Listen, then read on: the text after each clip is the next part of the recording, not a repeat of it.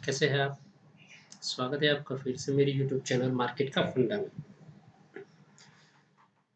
Yes दोस्तों, ये market के उतार चढ़ाव में मैं आपके सामने हर बार नया शेयर लेके आता हूँ, नया स्टॉक लेके आता हूँ।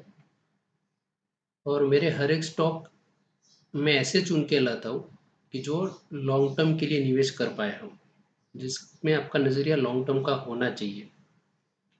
और अभी के मार्केट में जहाँ पे कोविड-19 की सिचुएशन चल रही है, आगे जाके कैश के इश्यू आएंगे, कंपनी की सस्टेनेबिलिटी का इश्यू आएगा, काफ़ी सारे पैरामीटर्स चेंज हो जाएंगे।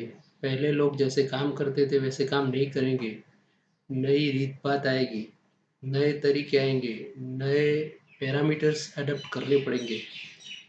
तो मार्केट में कौन सी कंपनियां अपना 100% दे पाएगी या यहाँ से आगे बढ़ पाएगी, कौन सी कंपनियां यहाँ से सस्टेन करने में दिक्कतें झेलेगी,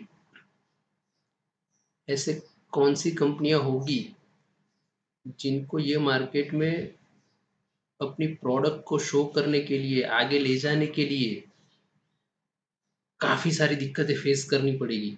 सो ये सब पैरामीटर्स दोस्तों काफ़ी इम्पोर्टेंट हो जाते हैं। और ये सब पैरामीटर्स के सामने हमें ऐसे स्टॉक ढूंढने चाहिए जिससे ये गिरे हुए मार्केट में हम अपना पोर्टफोलियो मजबूत बना सके। हाँ दोस्तों, तो ऐसे ही पोर्टफोलियो में एक बढ़िया स्टॉक आपके सामने लेके आया हूँ मैं। और दोस्तों ये जो स्टॉक है वो जबरदस्त स्टॉक है, मेटल स्टॉक है। और मेटल इंडस्ट्री में इसको दिग्गज बोला जाता है। जैसे हम रिलायंस की बात करते हैं, वैसे ही ये अपनी इंडस्ट्री में, अपने प्रोडक्ट में बढ़िया है, इसका कोई कंपटीशन नहीं है। सो दोस्तों ऐसे स्टॉक मैं आपके सामने लेकर आता रहूँगा। लेकिन आपको मेरी रिक्वेस्ट है कि आपको अगर ऐसे स्टॉक्स चाहिए, ऐसे वीडियोस चाहिए, तो आप हमें सब्सक्राइब कीजिए। हमारे सब्सक्राइब चैनल को सब्सक्राइब करके हमें एंकरेज कीजिए, सो आपके लिए और वीडियो में बना पाऊँ।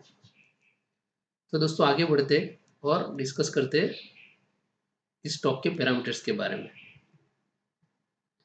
दोस्तों आपको क्या क्वालिटी चाहिए हर एक स्टॉक में, उसकी मार्केट कैपिटलाइजेशन कैसी होनी चाहिए, जिससे आप पता कर पाओ कि ये स्टॉक कितना बढ़िया स्टॉक है, कितना बड़ा स्टॉक है। हम ऐसी कंपनी की बात नहीं करेंगे जो 20 करोड़, 30 करोड़, 500 करोड़ की कैपिटलाइजेशन की वैल्यू वाली हो, क्योंकि 500,000 करोड़ कंपनीज आगे जाके कैश की क्या क्या दिक्कतें फेस करेंगी, अभी अंदाज़ा लगाना मुश्किल है। दूसरा दोस्तों, ये क्वालिटी स्टॉक होना चाहिए अपने सेक्टर में, अपनी प्रोडक्ट पे उसको पूरा भरोसा होना चाहिए। थर्ड थिंग दोस्तों, डिविडेंड यील्ड। डिविडेंड काफ़ी इम्पोर्टेंट पैरामीटर होता है जब हम लॉन्ग टर्म के बारे में बात करते हैं। 2 साल, 3 साल, 5 साल, 10 साल का नज़रिया कोई स्टॉक में रखते हैं तो डिविडेंड हमारे लिए इम्पोर्टेंट हो जाता है। क्योंकि दोस्तों अगर आप इन्वेस्ट नहीं करते हो, आप क्या करते हो, अपनी जो कैश है या तो उसको एफडी कर देते हो, फिक्स डिपॉजिट में रख देते हो। और वहाँ पे आपको जो एफडी की ब्याज मिलती है 6% से 8% के आसपास, वो ब्याज आपके लिए इम्पोर्टेंट हो जाती है। तो ऐसे ही दोस्तों जो स्टॉक हम लॉन्ग टर्म के लिए निवेश करते हैं उसमें डिविडेंड यील्ड काफ़ी इम्पोर्टेंट हो जाती है। दूसरा दोस्तों, स्ट्रॉन्ग मैनेजमेंट होना चाहिए। मैनेजमेंट में जो लोग हैं वो अपनी जगह पे स्ट्रॉन्ग होने चाहिए, कंपनी सस्टेन कर पाए, उनका विजन काफ़ी क्लियर होना चाहिए। थर्ड थिंग दोस्तों, प्रोमोटर्स की holding. This is the very important parameters. कोई भी स्टॉक में आप देखने जाओ तो प्रोमोटर्स की होल्डिंग आप जरूर से देखिए दोस्तों। This is very important, very very important point. Please promoter holdings. दोस्तों प्रमोटर्स के कोई भी शेयर गिरवी नहीं रखे होने चाहिए। That is a very important parameters. कोई भी स्टॉक में आप देखो तो जो स्टॉक की प्रमोटर्स होल्डिंग बढ़िया है और कहीं पे प्रमोटर्स ने अपने स्टॉक्स गिरवी नहीं रखे हैं, दोस्तों ये बहुत ही स्ट्रॉन्ग पैरामीटर्स माना जाता है। वो स्टॉक पे, वो कंपनी पे आप रिलाई कर सकते हो। डेब्ट is also one of the most important point दोस्तों, कंपनी पे अगर कोई कर्ज नहीं है तो कंपनी डेब्ट फ्री है, और डेब्ट फ्री कंपनी के पास कैश की दिक्कतें नहीं होती है दोस्तों, उसको कहीं पे ब्याज देना नहीं पड़ता है दोस्तों। एंड आप कंपनी का कैश फ्लो देख लीजिए, लास्ट ईयर का, लास्ट 3 ईयर का कैसा है। अगर कंपनी कैश रिच है, कंपनी के पास कैश फ्लो है, तो ये एटमोसफियर में वो हमेशा ऑलवेज एंड ऑलवेज सस्टेन कर पाएगी। दोस्तों अभी दिक्कतें क्या है कि हम लॉकडाउन में घर पे बैठे हुए, काफ़ी सारी कंपनीज एम्प्लॉय के सैलरी को कट करने की बात कर रही है। कई जगह पे 2 महीने से काम नहीं हो रहा है, तो ऐसे में कंपनियों के सामने जो दिक्कतें हैं, ऐसे में कंपनी कुछ मुनाफा नहीं कर रही है, कुछ भी बेच नहीं रही है, और सबको पगार देना पड़ रहा है, सैलरी देनी पड़ रही है, बाकी सब खर्चे उसको सस्टेन करने पड़ रहे हैं। तो ये सब पैसे कहाँ से आएंगे? तो जो दोस्तों, जो कंपनी के पास कैश ऑलरेडी लिक्विडिटी है, वो काफ़ी इंपॉर्टेंट पैरामीटर्स अभी माना जाएगा आगे जाके। तो दोस्तों ये सभी पैरामीटर्स में हम जो स्टॉक के बारे में डिस्कस करने वाले हैं, वो सभी पैरामीटर्स में नंबर 1। यस दोस्तों, तो आगे जाके देखते हैं। दोस्तों आपके सामने प्रोमोटर्स की होल्डिंग मैंने रख दी है, आप देखिए यहाँ पे प्रोमोटर्स के पास 64.92% की होल्डिंग है, मतलब जबरदस्त होल्डिंग है। सेकंड थिंग, इंश्योरेंस कंपनी के पास 2.15% होल्डिंग है। दोस्तों यहाँ पे देखिए आप, प्रोमोटर्स का एक भी शेयर गिरवी नहीं है। एफ की होल्डिंग 0.99% है। और दूसरों, highest public sector holding president of India 29.53% है, मतलब गवर्नमेंट की भी अपनी यहाँ पे कुछ होल्डिंग्स है 30% के आसपास। और वेदांता लिमिटेड्स का सबसे ज़्यादा स्टेक है यहाँ पे 64.9%। Vedanta is also big name in metal industry. So दोस्तों, ये हमारा जो पैरामीटर शेयर होल्डिंग था, वहाँ पे ये स्टॉक बढ़िया है। आपके सामने दोस्तों काफ़ी और पैरामीटर्स मैंने रखे हुए जो हम बात करेंगे। मार्केट कैपिटलाइजेशन हम देखिए दोस्तों, 74,000 crore, sir big value cap. दोस्तों प्रमोटर्स की होल्डिंग हमने अभी डिस्कस कर ली, जीरो डेप्ट, डेप्ट फ्री कंपनी है।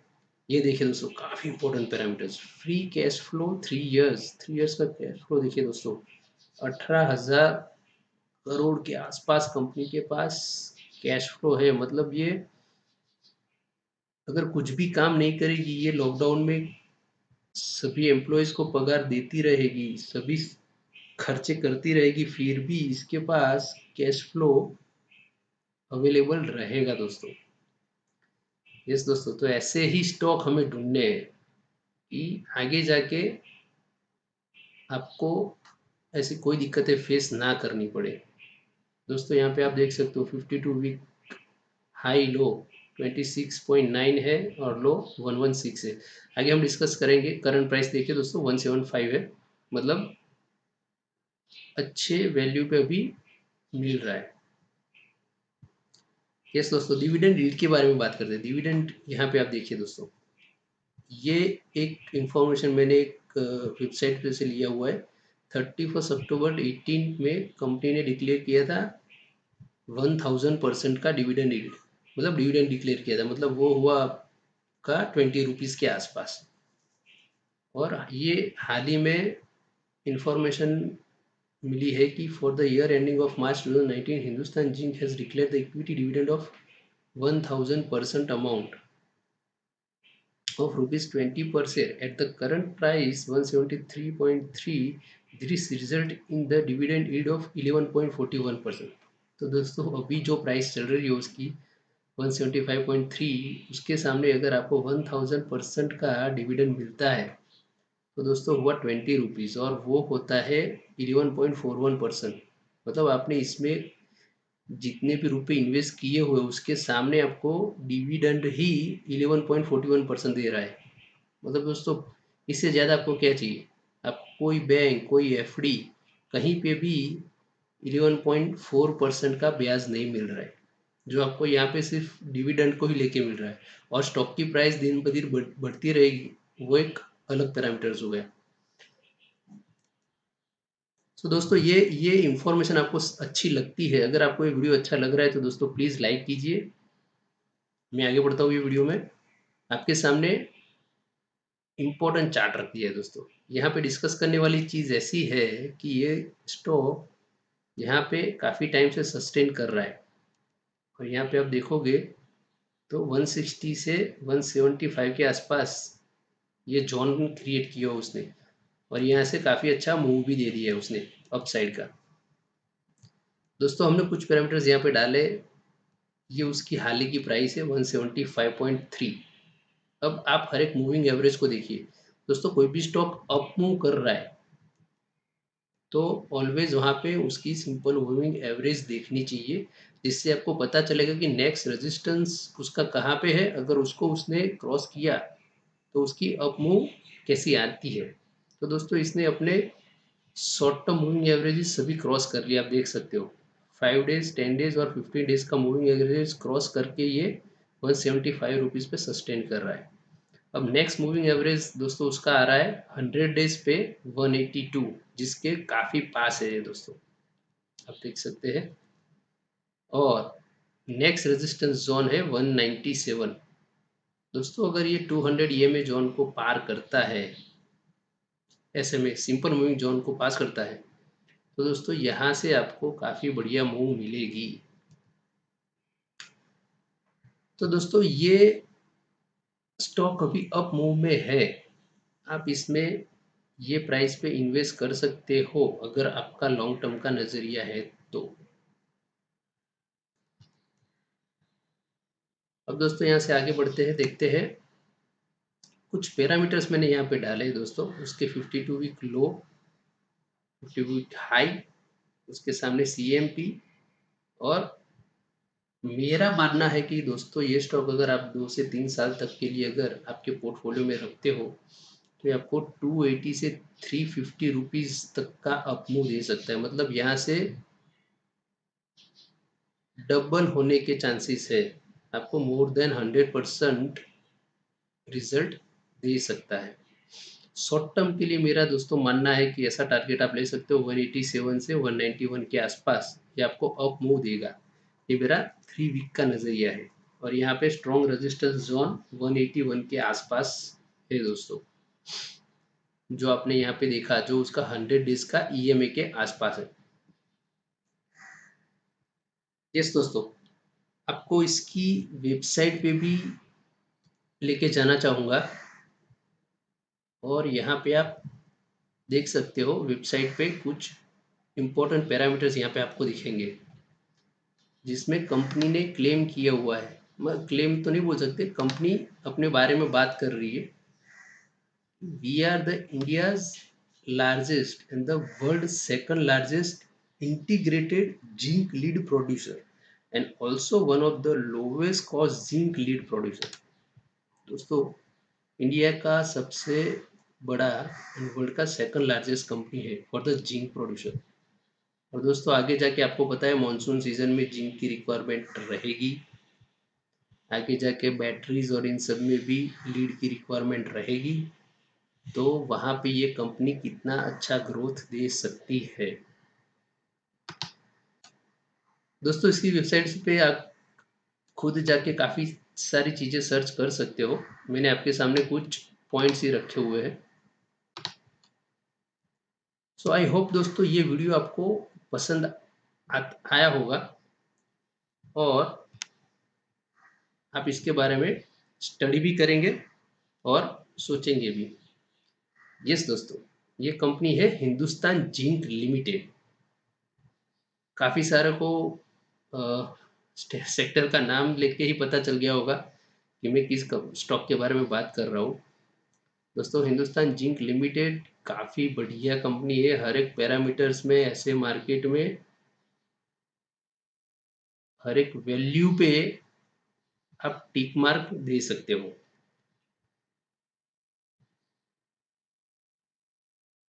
सो दोस्तों अगर आपको वीडियो अच्छा लगा है तो प्लीज़ वीडियो को लाइक कीजिए, सब्सक्राइब कीजिए और हमें एंकरेज कीजिए। थैंक यू दोस्तों।